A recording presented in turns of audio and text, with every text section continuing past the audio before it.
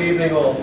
I'm having quite a pleasant evening, but this morning I had a very rude awakening. I switched on the radio at 7:30 this morning and was assaulted by the oleaginous tones of one Douglas Alexander. Hear, hear, I heard that as well. And he was really at his weaselly best, and a wonderful imitation of that other disgrace to British politics, Peter Mandelson. It was almost as if you couldn't tell the two apart. Anyway, what Douglas Alexander was doing was complaining about these horrid nationalists, these horrid independence supporters, who were being so rude to the unionists, calling them all sorts of names. Now, Douglas must have had a very sheltered life. He's obviously never heard Paxman interviewing any nationalist. He's never heard Andrew Neil. He's never read the reader's comments online from the Scotsman or the Telegraph or the Daily Mail or any other of the unionist papers. Anyway, the point about Douglas Alexander's comment was that he was calling for a serious debate. He said that we should have a serious debate about these matters, and that that debate should not be sullied by rude comments on either side. Now, the trouble with the calling for the debate, we hear Joanne Lamont always calling for a debate. Every week in Parliament she calls for a debate. But the unionists, at the same time as they're calling for a debate, they avoid having a debate at any cost. They refuse to provide a positive case for the union at all. They refuse to share the information which the UK government could provide in order to enable the Scottish government to provide the information that the unionists say they need. And they produce endless obstructions to Scottish independence. It's a campaign of total and utter negativity. You can't share the currency. You can't print Scottish banknotes. You can't assume that there won't be customs barriers. You can't assume that you can travel freely to London without a passport. You can't stay in Europe. You can't stay in NATO. You can't keep your oil, and so on and so on and so on. It is that litany of total negativity which is so utterly depressing and which is getting us absolutely nowhere. Now, for me, the case for independence is self-evident, and it is overwhelmingly positive. There is very, very little negative at all about the case for independence. It is overwhelmingly positive democratically, economically, socially, internationally, and culturally. There's so much detail that one could include in any discussion. In fact, there is so much to be said in support of independence that, of course, whole books have been written about it. And if you haven't yet come across Stephen Maxwell's case for independence, then I encourage everyone to have a look at it in order to become fully informed.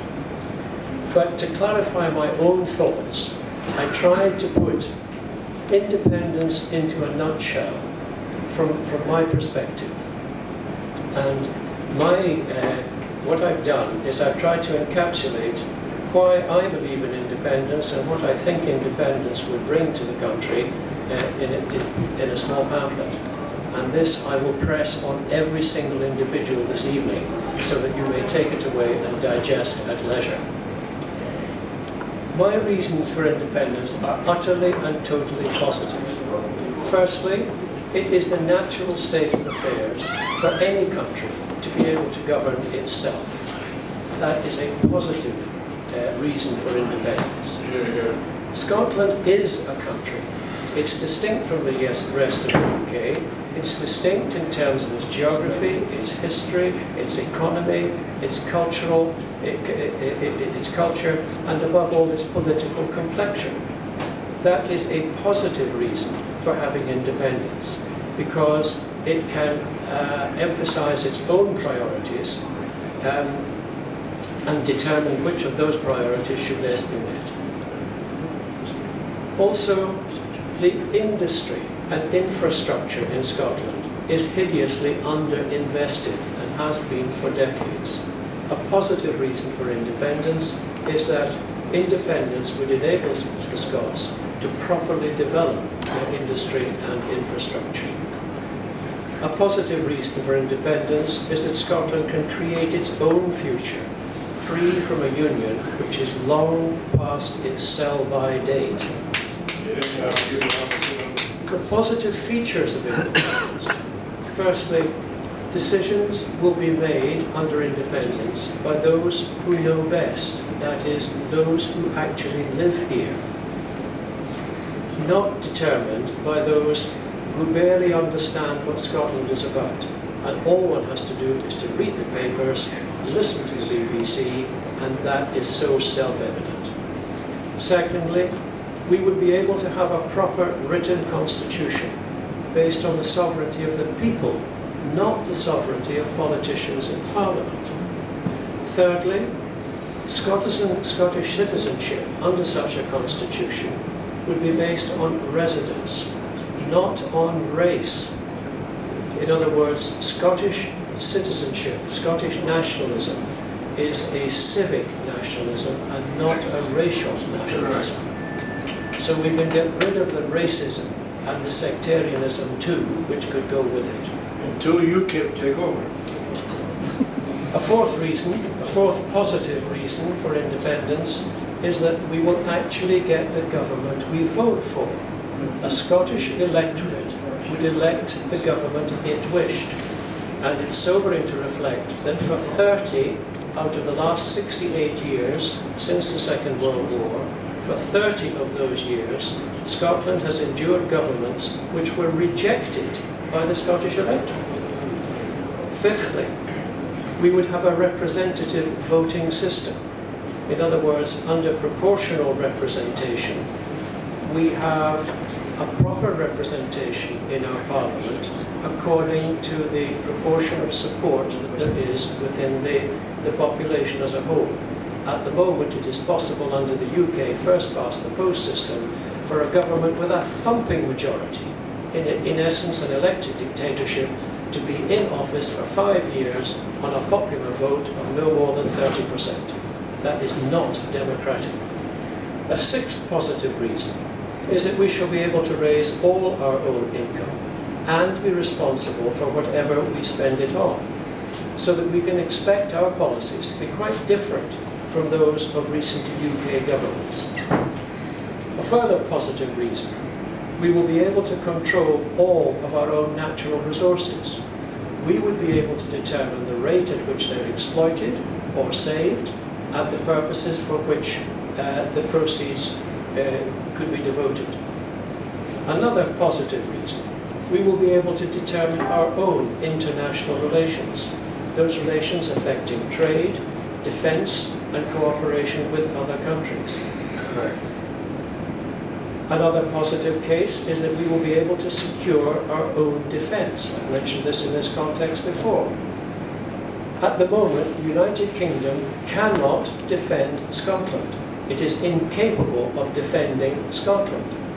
And it beats me why any self-respecting terrorist group hasn't already taken out one of the oil rigs, because there's nothing that we currently can do to preserve it, or to prevent that. Since the Nimrods were taken away from Kinloss, there is no constant, consistent aerial surveillance over the North Sea. The last time that a Russian task force was exercising off the Dornoch Firth, and we wanted to have a look and see what was going on, it took a day, a whole day, for the Royal Navy to send a frigate up from Portsmouth. Now that is not a defence of our interests. One could go on for ages with positive reasons for our independence. But what ultimately would be the benefits? And I think there are simply 4 benefits of Scottish independence. Firstly, as I've alluded to, we would have genuine democracy. We would have proportional representation, and it was for this reason that our parliamentary chamber was designed in the half horseshoe that it is at the moment. It was designed in order to encourage consensual politics. And of course what we got was the inheritance of Westminster practices brought in by the politicians in the traditional parties. So genuine democracy is the first benefit. The second, I would say, we would have a more equal and fairer society, because we would be able to raise our taxes more fairly, and we would be able to spend them more wisely in our own interests. As a fair society, we would surely not continue to be part of the fourth most unequal society in the developed world, which the UK is at the moment. Thirdly, we would have a more prosperous society. All the economic indicators point to the fact that under Scottish policies, we could become the 8th rather than the 17th, as we are at the moment, richest society, richest country in the world. With productive investment, our policies would secure that. And finally, the greatest benefit of all is that with independence, Scotland becomes a liberated society, free from an exploitative United Kingdom government, and this would result in a resurgence of national confidence and innovative creativity. And at last, we would be able to contribute constructively to the international community. Thank you.